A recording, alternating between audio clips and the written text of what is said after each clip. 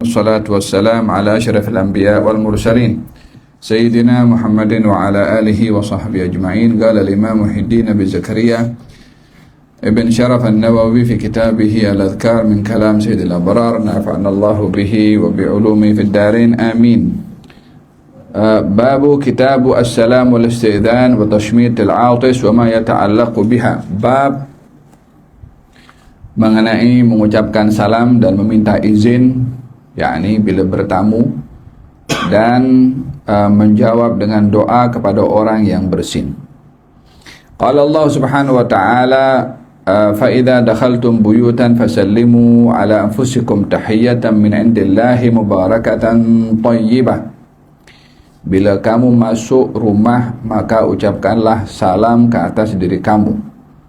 Ucapan salam itu datang daripada Allah yang membawa berkat dan kebaikan.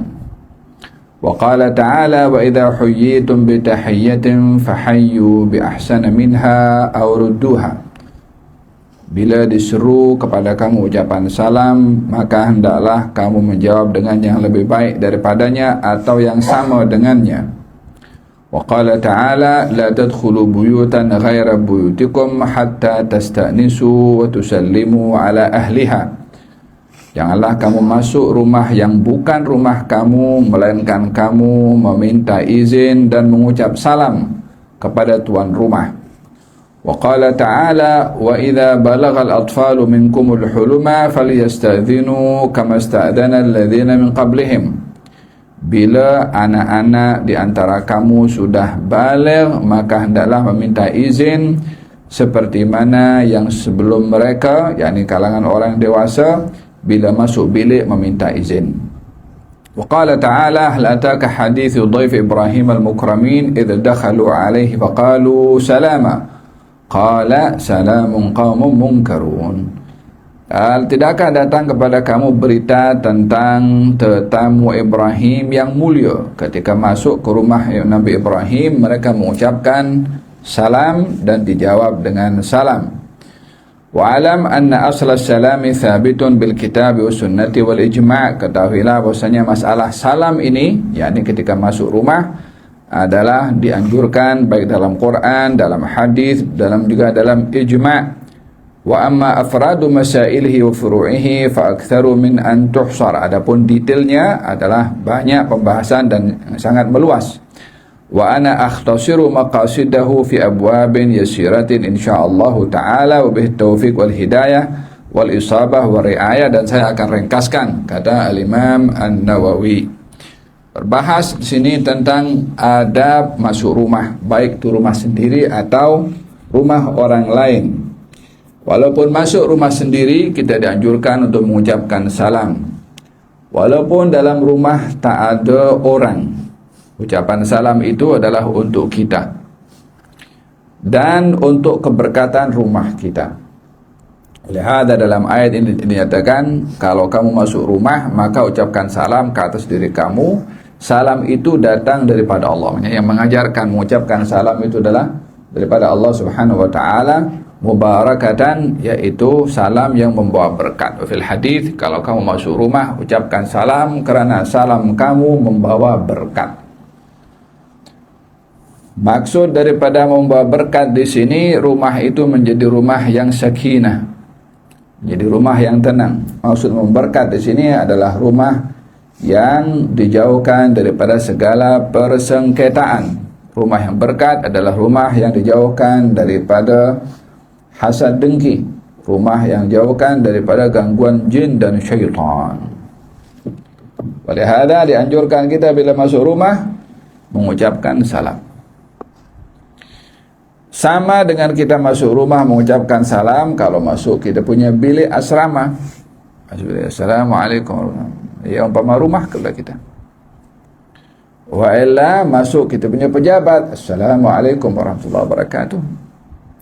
Yani masuk ke tempat di mana kita akan berada di tempat itu, baik itu untuk berehat atau untuk buat kerja, maka ia akan menjadi asbab mendapatkan keberkatan dengan mengucapkan salam.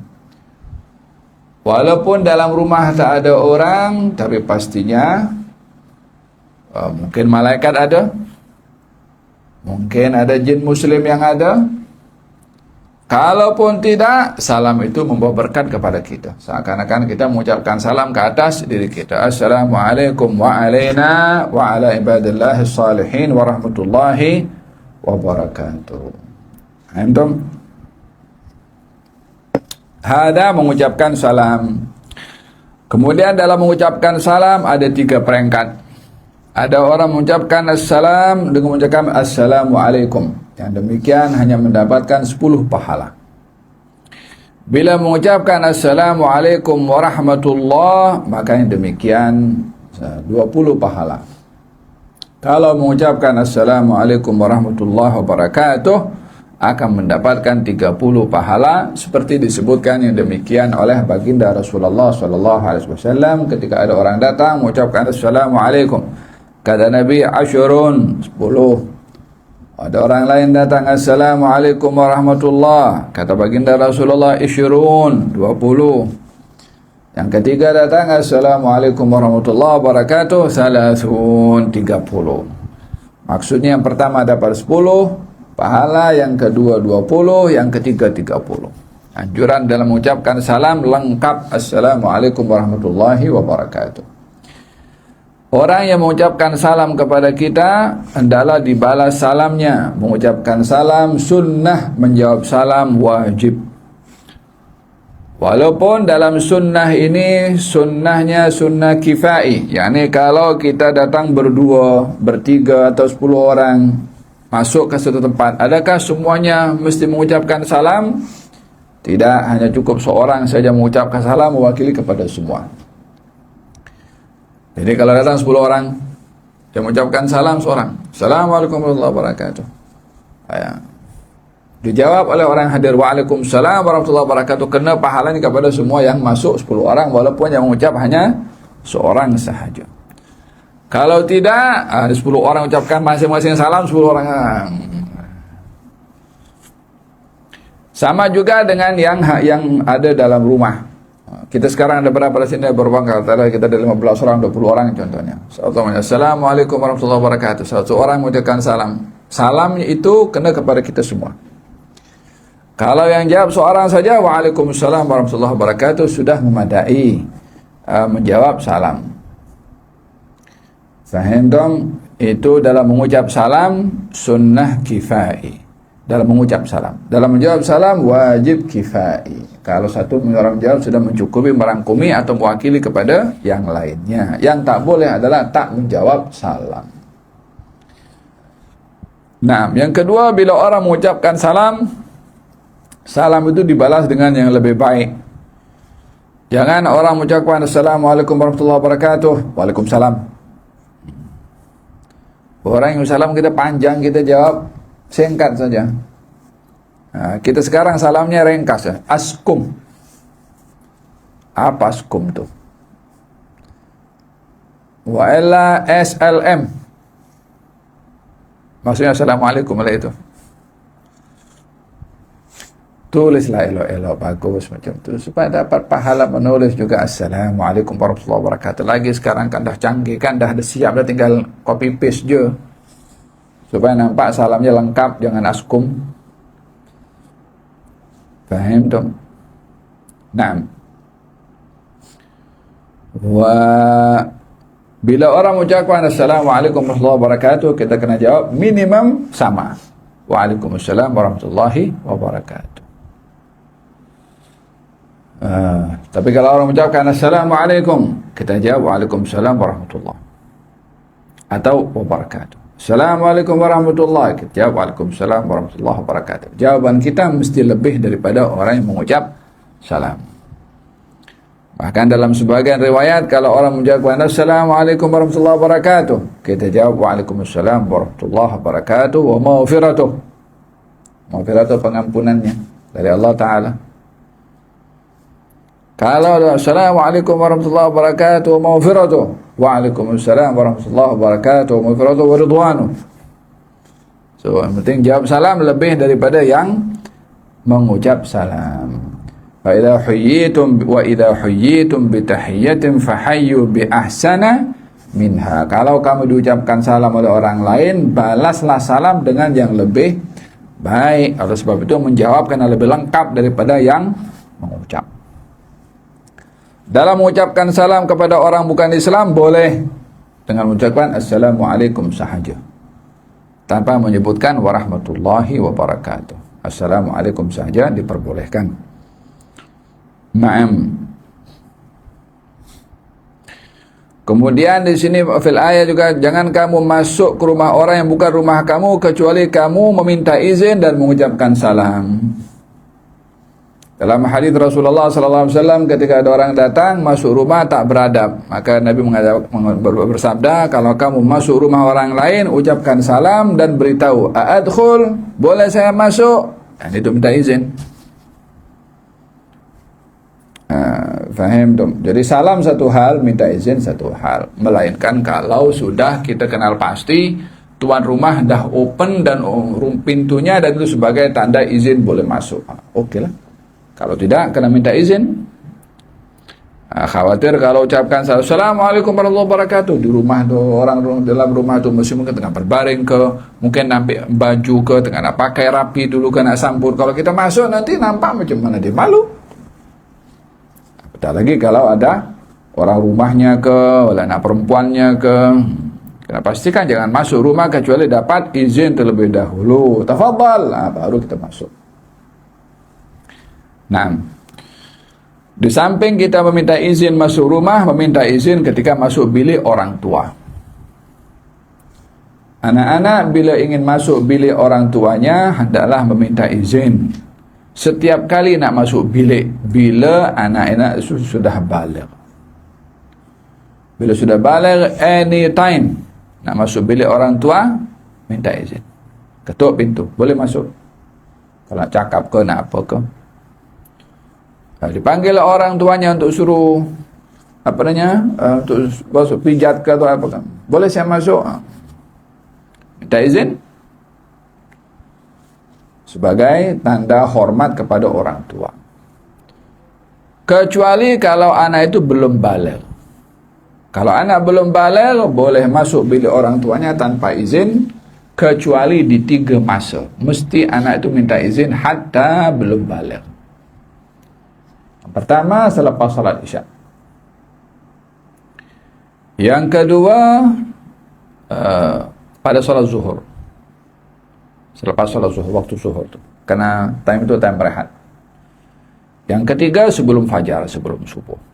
Karena anak bila masuk bilik rumah orang tuanya 3 masa itu yang biasanya orang tua sedang rehat, mungkin keadaan dalam bilik itu kurang elok dilihat oleh anak yang masih kecil, sehingga dijaga untuk anak itu tidak melihat pada orang tuanya kecuali penampilan yang baik-baik sahaja.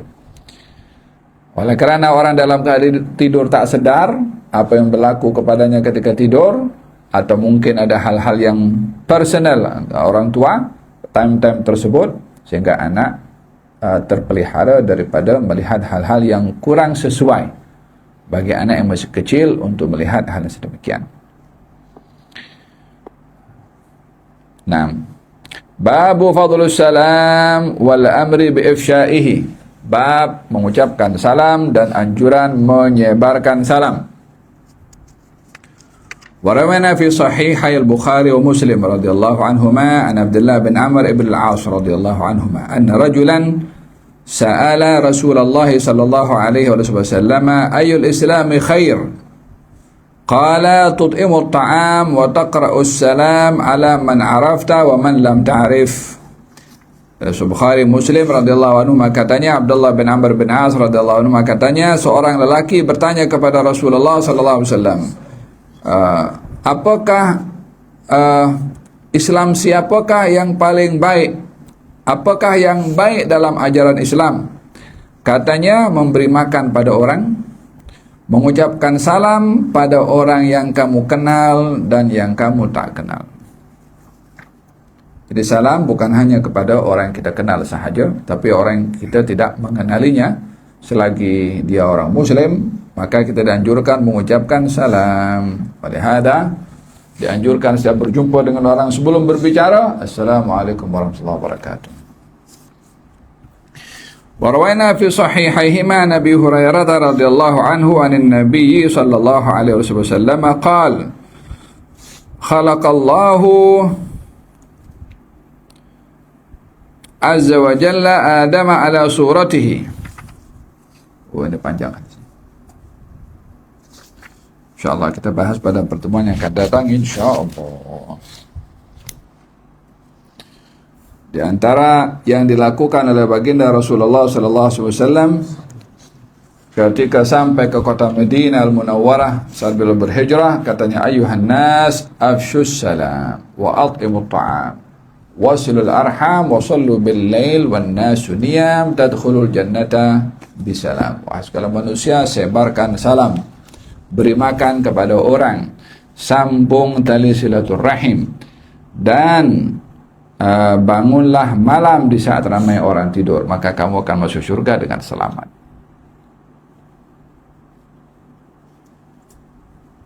Semoga Allah Subhanahu wa taala menganugerahkan kepada kita selamat dunia, selamat di akhirat. Amin Allahumma amin.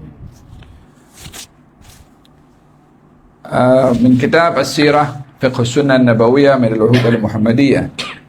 قال مؤلفه الشيخ أسعد بن سعيد الصاغرجي نفعنا الله به وبعلومه في الدارين آمين. كتاب الصدقات، bab tentang sedekah. Ukhidha alaina al-ahdul am min Rasulillah sallallahu alaihi wa sallam an nuraghiba ikhwanana ashabal amwali bi an ya'tifu ala fuqara'i baladihim.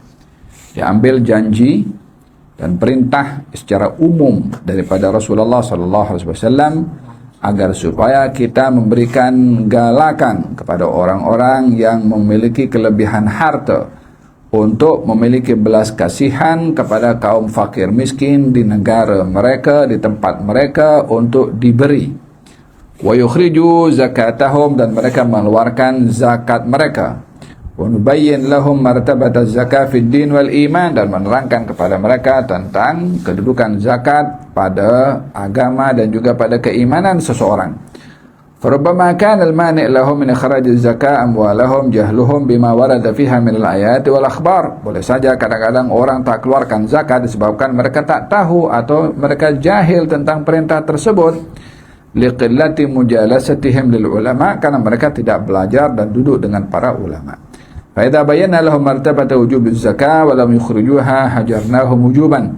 Kalau mereka sudah tahu kewajiban zakat namun mereka tidak juga mengeluarkan zakat, maka kita dalam menjauhkan diri daripada mereka secara kewajiban. Liqaulihi ta'ala, fa in tabu wa qamus salata wa atau zakata fa ikhwanukum fid din.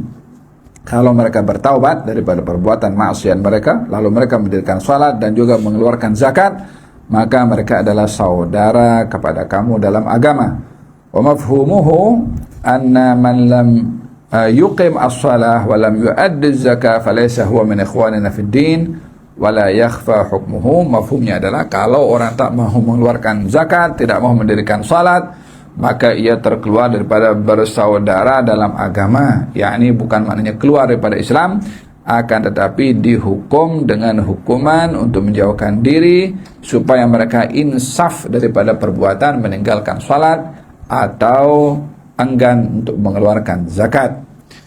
Fa wallahi laqad sarat af'alu ghalibul khalqi ka af'ali man la yu'min bi yaumil hisab wa man la yu'min bima tawa'ada Allah ta'ala alaihi ibadah, fa inna man lam yakun indahu ma tawa'adahu Allah alaihi aw wa'adahu min al-umur al-mughayyabah anhu kal hadir fa imanuhu madkhul.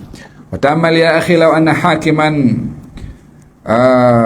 urfiyan haddada mani az-zakah bimusadarati amwalihim kulliha idza lam yukhrijuha kayfa yukhrijunaha ولا يتوقفون أبدا ولو قال لهم أصدقائهم لا تخرجوا الزكاة لا يطيعونهم وذلك خوفا من ضياع أموالهم كلها. فهكذا فليكن الأمر إذا فيما توعد الله بالحق تعالى عبادة على لسان رسوله ثم تأمل. Katanya, coba bayangkan orang kalau yang tak mau mengeluarkan zakat itu kan,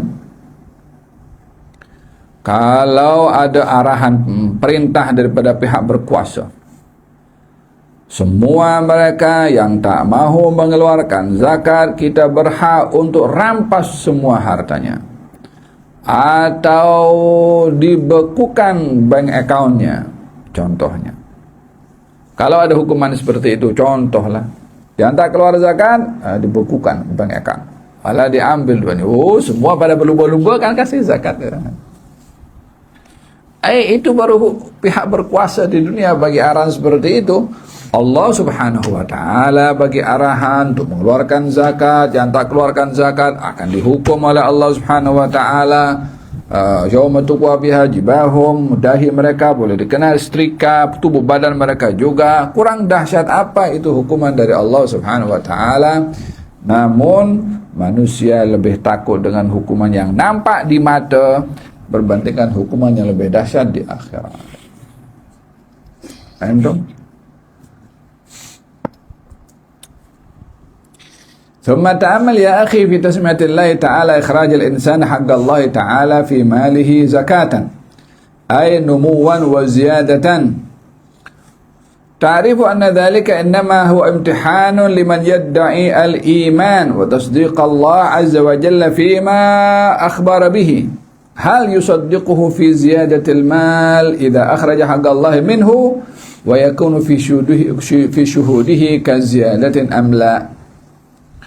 Coba dibayangkan dan fikirkan, kenapa zakat diberi nama zakat? Zakat artinya bertambah, zakat artinya berkembang.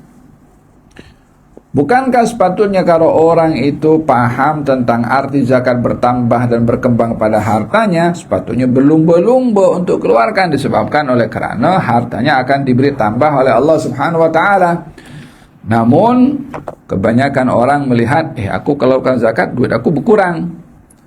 Dia tak yakin dengan apa yang dijanjikan oleh Allah subhanahu wa ta'ala akan sedekah ataupun zakat, seperti disabdakan oleh Rasulullah, ma naqasa malun min sadaqah bal yazdad bal yazdad bal yazdad. Tidak akan kurang orang dalam mengeluarkan sedekah akan hartanya, tapi ditambah 3 kali Nabi ulang. Sejauh mana orang akan percaya dan yakin akan pertambahan yang diberi oleh Allah subhanahu wa ta'ala akan zakat yang dikeluarkan. Ta'ammal law jalasa thariyun bimalin kathirin Ustaz wa amamahu faqirun wa qala likulli man marra alaihi minal mu'minin kullu man a'ta hadzal faqira lira a'taituhu 10. Ta'al ya Abu Bakar.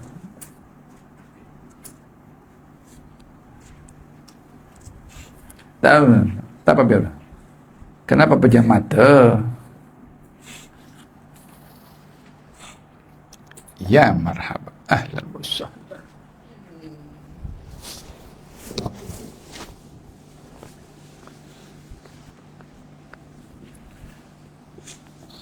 Kata beliau mengatakan, coba bayangkan, ada orang kaya.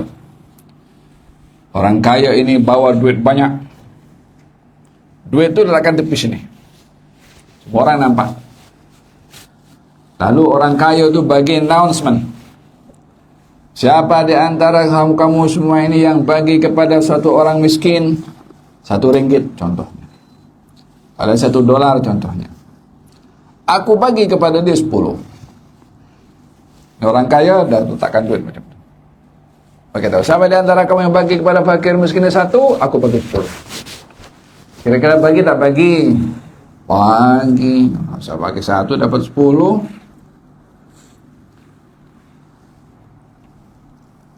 Itu kalau manusia berjanji begitu.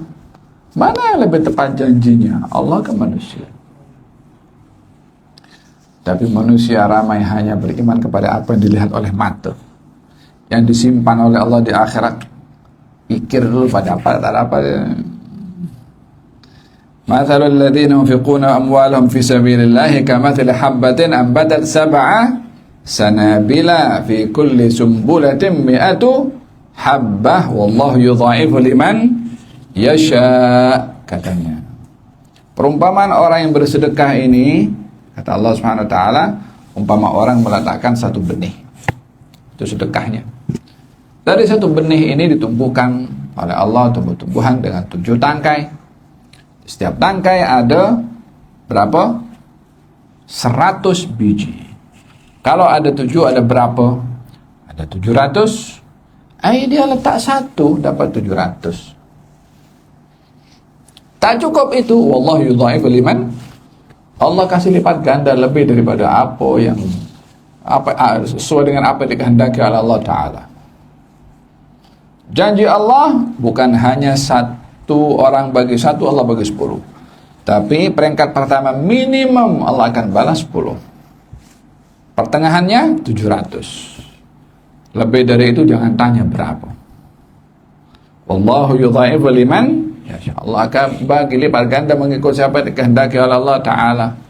Itu janji Allah. Wallahu la yukhliful mi'ad. Allah tak akan ingkari kepada janjinya. Walihada seorang kalau bersedekah, baik itu sedekah wajib zakat atau sedekah biasa pun juga, ingat pulangannya adalah dari Allah Subhanahu wa Ta'ala. Wa ma anfaqtum fa huwa yukhlifuh. Apa yang kamu sedekahkan Allah yang ganti.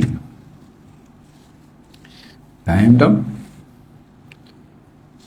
Wa ma anfaqtum min syai'in fa huwa yukhlifuh wa huwa khairur raziqin. Wa qala ta'ala, wa qala sallallahu alaihi wasallam, ma naqasa malun min sadaqah bal yazdad bal yazdad bal yazdad. Naam.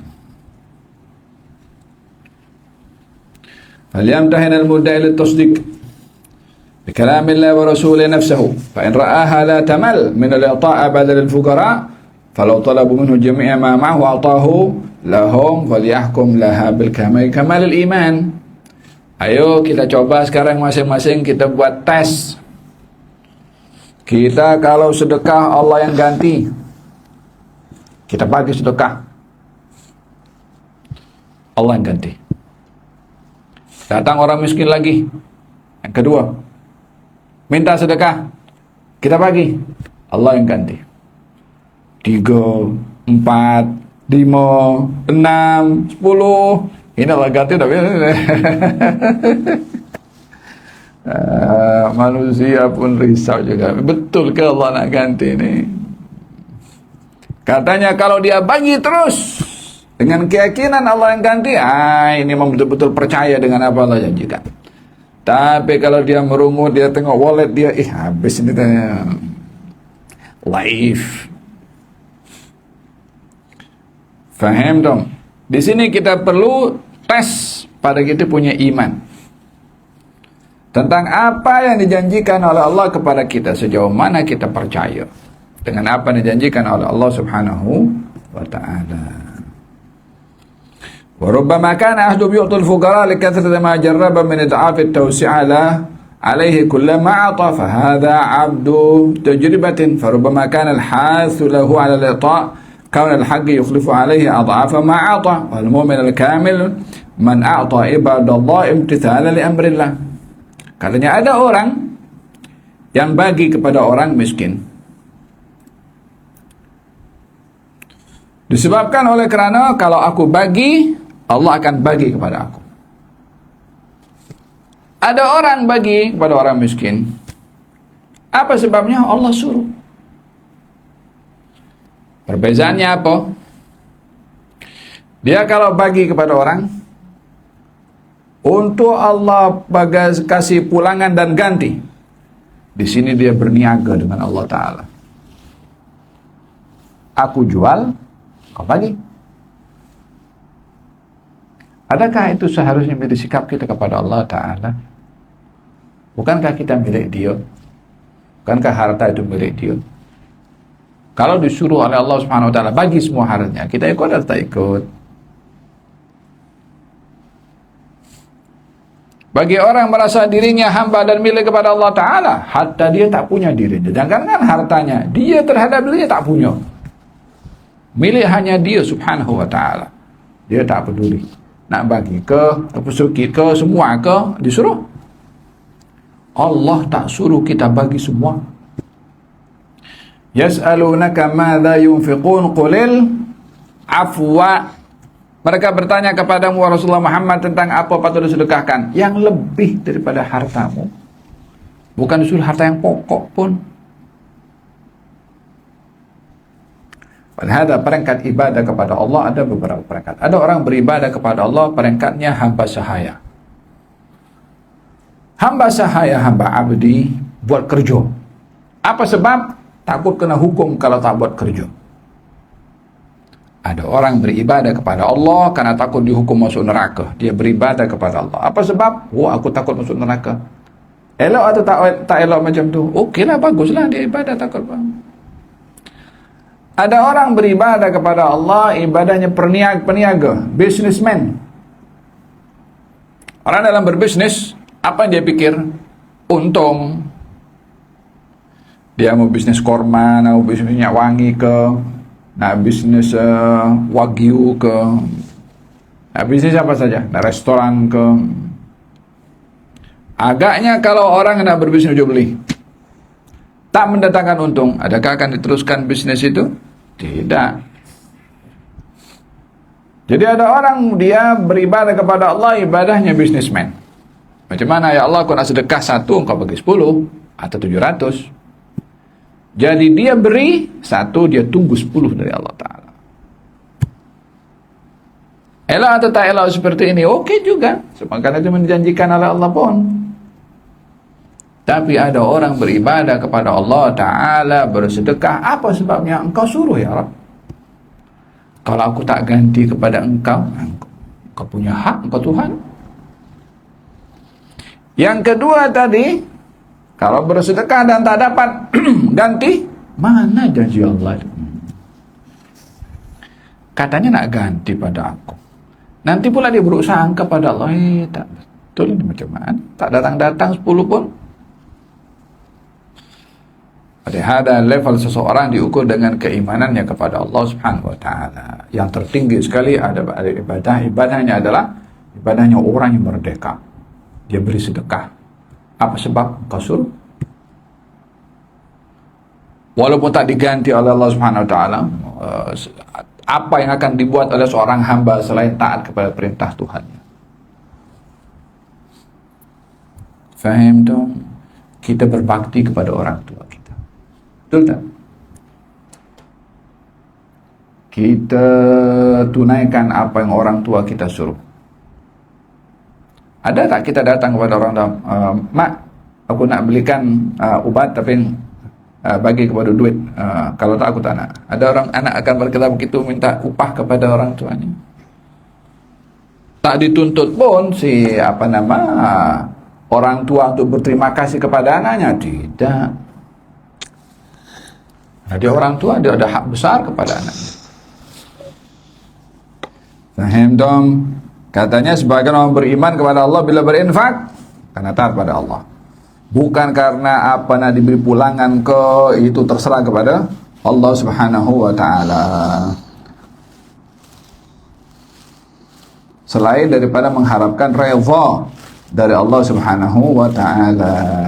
Hada iman yang tertinggi sekali, level keimanan yang tertinggi. Semoga Allah Subhanahu wa Ta'ala anugerahkan kepada kita ketinggian dalam iman. Amin. Allahumma amin.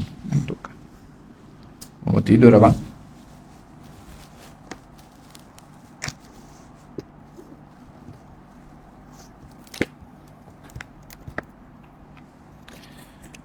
Bismillahirrahmanirrahim. Qala al-Imam Syekh al-Islam Badruddin Muhammad bin Ibrahim bin Jamal Kinani Al-Syafi'i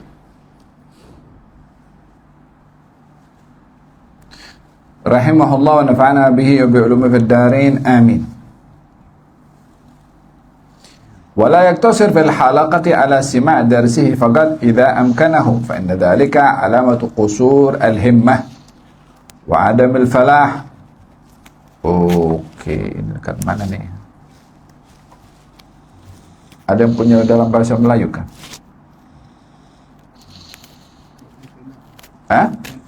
Yang keenam, betul kan?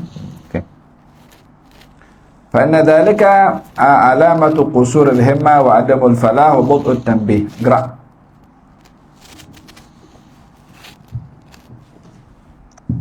Oke, konsisten hadir kelas dan diskusi. Hendaklah konsisten menghadiri kelas pengajian dan pembacaan di majlis ilmu gurunya, bahkan menghadiri ke semua majlis ilmunya sekiranya mampu, kerana tindakan ini akan menambahkan kebaikan ilmu, adab dan kemuliaan.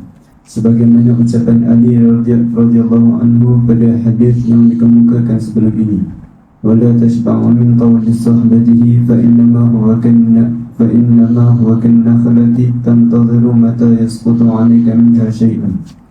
Wah, katanya anjuran bagi murid untuk istiqamah hadir halaqah. Bila ingin pergi ke halaqah, semangat. Bila ingin hadir halaqah, sudah ready dan siap. Dengan pennya, dengan bukunya, dengan hafazannya. Dah belajar dulu, dah mutala'ah dulu. Karena Al-Habib Salim Asy-Syatiri, beliau bercerita, dahulu kami kalau belajar sebelum hadir halaqah, apa yang akan diajarkan oleh guru, kami dah ulang kaji 25 kali. Dah ulang kaji 20 kali. Kita kalau boleh 3 kali lah. Sekali pun juga jadi. Jangan time duduk halaqah, bab apa ya? Tak belajar lah tu. Faham dong? Sampai halaqah, lupa pen tak bawa. Bermakna dia tidak semangat dalam menghadiri majlis halaqah, kelas. Katanya istiqamah dalam menghadiri kelas. Dan jangan bosan duduk dengan guru. Entabih, dalam kita mencari ilmu ini, yang kita cari bukan hanya ilmu disampaikan, tapi barakah pada ilmu. Barakah pada ilmu itu, kesan pada ilmu daripada taqwa, rasa khusyuk, rasa insaf, mendapat faedah dan manfaat. Dia berbeza kalau orang hanya mendapatkan ilmu hafazan. Kalau sudah dihafal saja, hafalkan saja, dia boleh hafal pun. Tapi kalau duduk dengan ustaz, dengan syekh, maka itu yang akan menambahkan di samping ilmu yang didapat, barokah pada ilmu, kesan pada ilmu. Oleh sebab itu kan jangan kamu rasa bosan duduk dengan guru yang mengajar kamu. Walaupun guru itu suka mencubit, contohnya. Walaupun guru itu suka marah-marah, contohnya. Selagi marah pada tempatnya. Faham tak? Takkan ada anak murid datang ke kelas halaqah dalam keadaan dia tidur di halaqah. Okey, teruskan tidur. Ada kata aja tu. Wa'illa dia kena suruh berdiri ke, wala kena cubit sikit ke. Untuk apa? Ya supaya dia serius dalam belajar. Kalau ada guru mengatakan okey, teruskan tidur, itu guru tak baik seperti itu, macam mana? Lihada janganlah marah bila katanya isbir ala muril jafa min muallimin fa inna rusubal ilmi fi nafaratihi. Sabarlah kamu dengan sikap guru-guru kamu kalau mencubit ke, kalau marah ke. Sesungguhnya kegagalan seseorang murid itu bergantung kepada larinya si murid daripada gurunya. Kalau dia fed up dengan gurunya, ayo aku tanah hadirlah. Apa dia kata? Beritahu aku demam. Wala balik pergi, dia ada kawan dekat klinik situ, bagilah surat MC tu. Sudah tipu, kharat. Kenapa tipu dia? Fa inna rusubal ilmi fi nafaratihi wa man lam yadhuk dhulla ta'allumin sa'atan tajarra'a dhullal jahli tula hayatihi. Orang yang dia tak mau susah-susah di awal mencari ilmu, maka dia akan terhina sepanjang dia punya hajat tak punya ilmu, sepanjang dia punya hayat tak punya ilmu. Resikonya besar. Faham tak? Kala tashba', kamu jangan sekali-kali merasa puas dan cukup dalam bersahabat dengan guru kamu. Sesungguhnya bersahabat dengan guru umpama orang yang menunggu korma itu masak untuk jatuh. Kita nampak buah korma itu kalau sudah nampak, dia masih kuning dulu, merah, kemudian macam itulah ilmu. Antum gerak. Wajtahidu. Belajar hendaklah berusaha bersungguh-sungguh untuk terus berkhidmat kepada guru dan bersegera membantunya. Sesungguhnya hal ini membuatkan dirinya mulia dan dihormati. Wah, sebelum gurunya datang, sediakan apa tempatnya. Kalau ada meja, mejanya ditempatkan. Kalau ada kursinya, kursinya dibersihkan. Kalau papan tulis masih bertulis apa, dihapus supaya nampak guru sudah ready untuk nak tulis sesuatu. Jangan sampai gurunya yang buat. Tak boleh ke guru buat? Boleh. Sedang menghapus je. Tapi kan khidmat kepada guru. Kan itu diperintah untuk kita hormat kepada guru dalam bentuk khidmat. Faham dong? Dulu kita masih belajar dengan kalau guru masuk, semua berdiri. Kalau dulu itu masih kecil, qiyaman, berdiri semua. Wahtiraman, qiyaman, kita berdiri. Sambut guru datang. Wahtiraman, ucapkan salam kepada gurunya. Ya kan? Tengok Upin Ipin itu kalau tengok Upin Ipin kan. Itu kan dulu budaya kita seperti itu kan. Budaya itu diambil daripada adab Islam yang diajarkan bagaimana hormat kepada guru. Paham tuh? Kalau katanya khidmat kepada gurunya dan bersegera.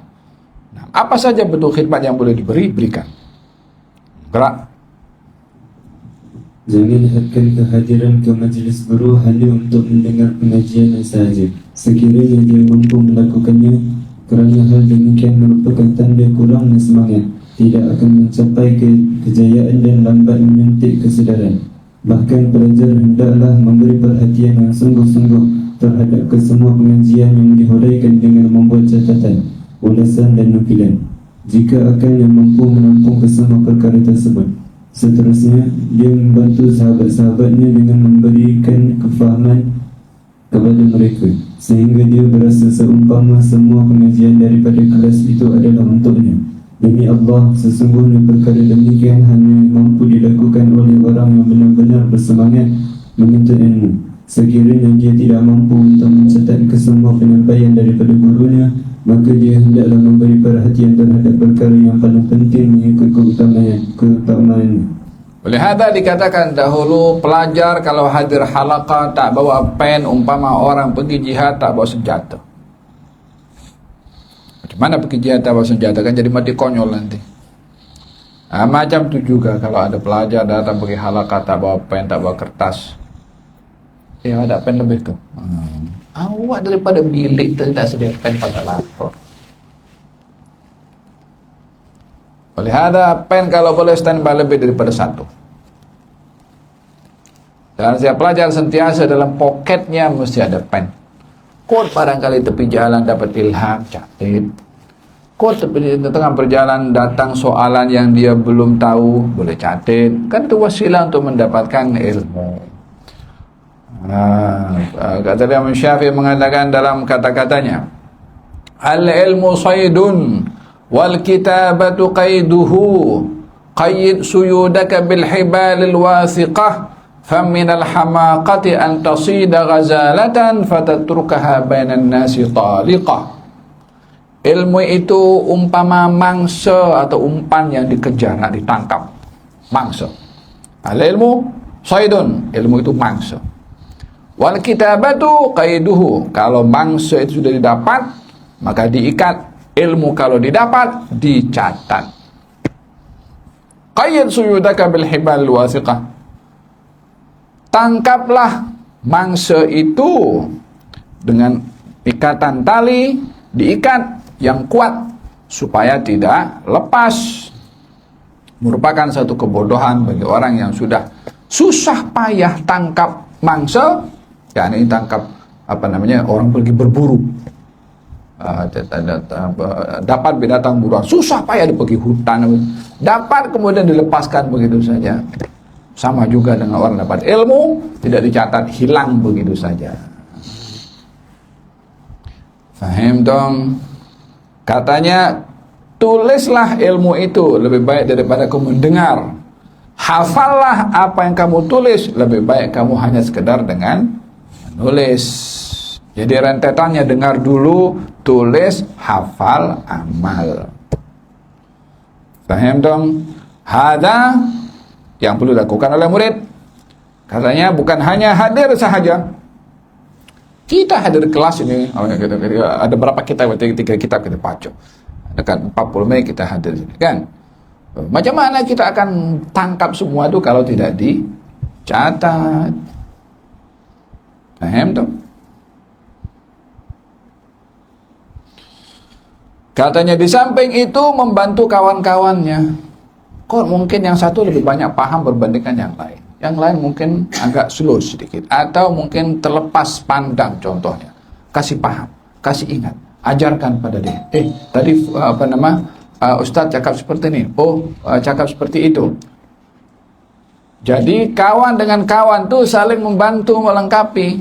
Kawan dengan kawan saling memberikan tambahan pemakluman, pemahaman kepada kawannya. Jangan sampai paham seorang-seorang. Faham dong? Jadi adab dalam halaqah bukan kita je paham, tapi kita berkongsi dengan kawan-kawan kita supaya sama-sama paham. Yang berbuat seperti ini memang the best student. Bukan karena dia punya nilai baik, tapi disebabkan oleh kerana dia fokus dalam halaqah dan dia bantu kawan dia untuk paham. Faham dong? Wallahu ta'ala a'lam bissawab. Semoga Allah Subhanahu wa taala jadikan kita pelajar yang baik. Yang kalau hadir halaqah semangat hadir. Yang kalau hadir diberi oleh Allah pemahaman yang luas akan ilmu, diberi barakah pada ilmu untuk menyinari hati dan jiwa dengan taqwa dan khusyuk kepada Allah Subhanahu wa taala dan azam untuk beramal. Amin Allahumma amin. Al-Fatihah. Rasulullah wa ahli bait Rasulullah. Quran itu